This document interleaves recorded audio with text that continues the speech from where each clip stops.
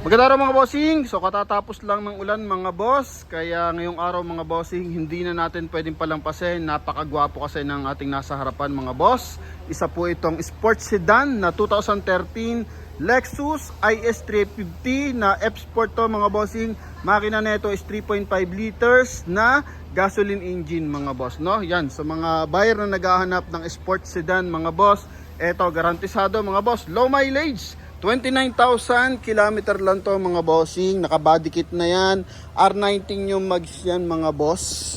Yan o, made in Japan din yung kanyang mags mga bossing. Then pagdating sa interior mga boss, eto, power seat, red na leather. Okay, then dito sa kanyang sunroof, then naka-alcantara yung kanyang mga bossing, steering wheel cover. Then eto mga boss is naka paddle shift cruise control. Yan, papakita natin, ikutan lang natin ng bagya mga bossing ha. Rear wheel drive to mga boss, all disc brake. Ito yung likod niyan, sobrang kisig. Kulay white yung ating unit mga boss, original paint. Naka-arc, sprint yung kanyang exhaust mga bossing. Yan, ito yung kanyang ducktail, kabilang side. Sobra kagwapo mga boss. Then sa presyo, sobrang baba binigay sa ating presyo mga bossing ha. Presyo nila dito 1,450,000, pero for now sa Promote PH makukuha nyo to sa halagang 1,225,000. Syempre kasama dyan yung transfer of ownership mga boss. Kaya sa mga interesado, so let's go. Dito muna tayo sa ating front area mga bossing. Okay, so ang plaka na ito mga bossing 555. Bigyan ko na kayo ng idea. Sobrang ganda pati ng plaka mga boss. Projector headlight, then dito yung kanyang Lexus na mga bossing, daytime running light. Okay, naka modern looks yung kanyang front grille with 4-eye sensor yan mga boss, no? Sensor dito, tapos dito dalawa, then sa kabilang side tsaka doon. Okay, so naka body kit mga boss yan. Then dito, Series 2024 yung kanyang gulong na R19. Then naka 5 stud na mags mga boss. TWS yung mags na ito mga bossing ha. Yan, so naka rough around body kit yan. F-Sport bar yan mga boss, top of the line. Okay, then dito naman is naka chrome yung kanyang window funnel. Paikot mga bossing. Then dito sa kanyang side, syempre made in Japan. Ito mga boss, hindi lang natin masyado ipakita para hindi makita yung kanyang engine number. Naka power seat. Okay, yun sobrang gara. Factory leather to mga boss ha, kulay red talaga. Yan. Then ito, Alcantara cover yung ating steering wheel. Sobrang lamig ng aircon. Dito may kulay gray siya, man accent mga boss. Then dito carbon fiber sa side. Yan, magkabilaan mga boss. Then may memory seat na rin siya. Yan, may auto adjust. Okay, pati steering wheel uma-adjust din sabay ng kanyang upuan mga boss. Yan okay, yan mga boss, tukod lang dito. Okay, so kung medyo mababa yung height mo, sige, pwede mo siya masagad. Pero kung medyo matangkad ka, yan, adjust ng kusa. Okay, so ako medyo matangkad kasi, kaya pwede rin dito mga boss ha. Yung tumutunog dito lang yun, yung leather tsaka yung gamusa sa taas mga boss, yung kanyang ceiling. So yun, lang siya mga boss, nagdidikit. Okay, then dito naka sunroof, and same time syempre gumagana yan. Yan mga boss, sports sedan mga bossing. Yan, then dito naman pwede mong angat, then baba. Okay, kung gusto niyo lang makalanghap ng fresh air. Dito is sun visor with mirror. Kulay black yung ating ceiling mga boss. Okay, parang gamusa type kasi ito mga bossing. Airbag sa side, airbag sa steering wheel, tsaka sa dashboard mga boss. Sa leather, napaka-ayos ng leather mga boss Yan, grabe. Okay, dito ang ganda ng analog clock, automatic climate control. Then dito may sarili siyang mouse mga boss. Yan Okay, para sa ating audio system. Push start, syempre, ganda rin ang susi. Oh, CD type pa rin siya mga boss. Sobrang pinang tunog ng makina with voice command. Then ito yung ating cruise control mga boss. Okay, plus minus ng paddle shift. Naka auto headlight. And same time naka auto wiper. So pwede. Then ito yung ating meter cluster. Yan, 29,789 yung kanyang mileage mga boss. F-Sport steering wheel. Pagdating dito center console, ito mga boss. Oh. Meron siyang armrest.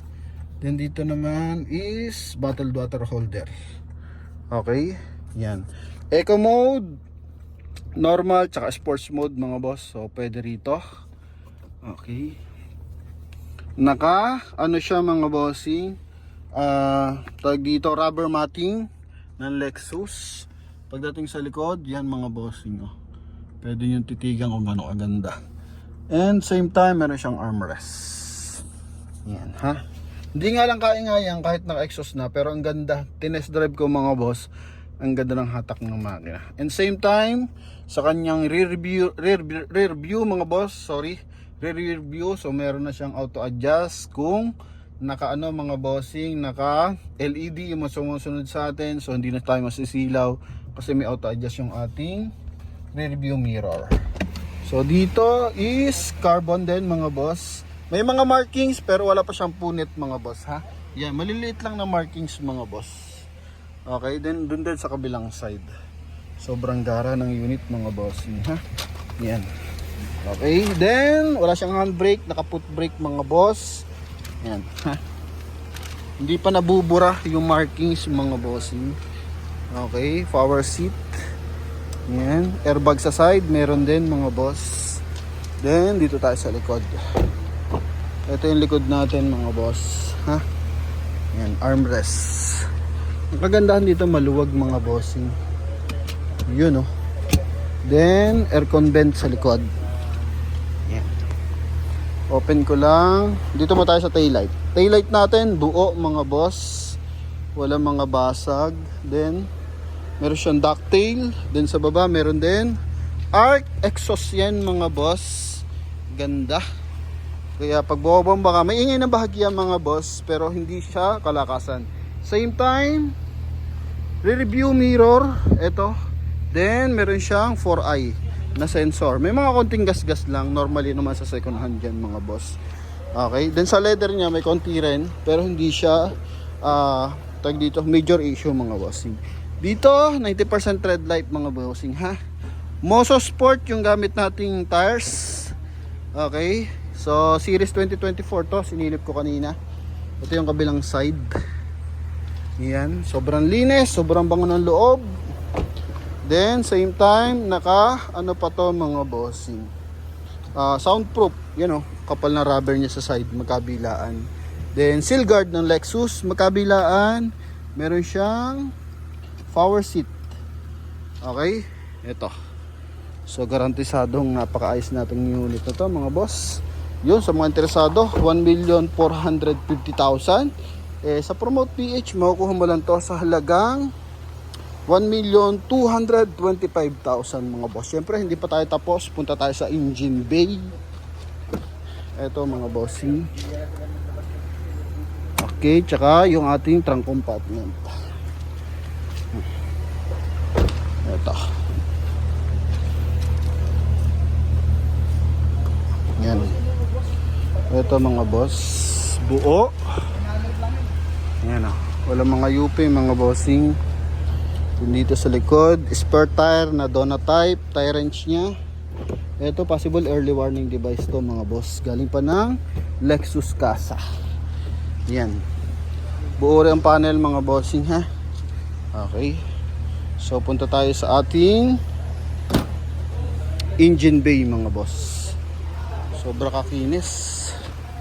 Oh, pantay na pantay yung kulay mga boss. Ito. Sa kanyang ano mga bossing front grille, paikot niyan, chrome yan mga boss. Ito. Pababa pala, sorry. Then ito yung engine bay. So may sarili siyang hydraulic assist. Iyan. Then ganda ng timing ng makina mga bossing. Malinis. Then battery natin na gamit.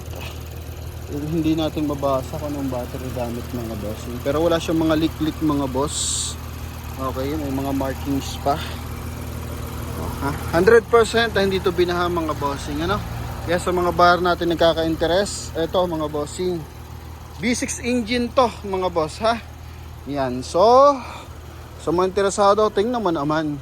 Oh, ang ganda no. Lalagyan mo ng karakter yung hood niya mga boss. Yan o, cartoon character. Then, pamorma sa parking, sa car show. All the best nandito na mga boss. Kaya sa mga buyer natin nagkaka-interest, so available tayo for IS350. Low mileage to mga bossing, 29,000 km lang to. 2013 model, F-Sport mga bossing. So 1.450 sa promo PH, 1,225,000 kasama pa ang transfer mga bossing. So sa mga interesado, tawag na. And sa mga nangangarap magkaroon ng ganitong sports sedan, so tawag lang mga boss. Manatili lang tayo nanonood mga bossing. And thank you very much mga boss. Ilang araw tayo hindi naka-upload. Sobrang busy. Parang 7 release yung inasikaso natin na sunod-sunod mga bossing. Ano? Thank you sa mga buyer natin nagtitiwala, sa mga viewers.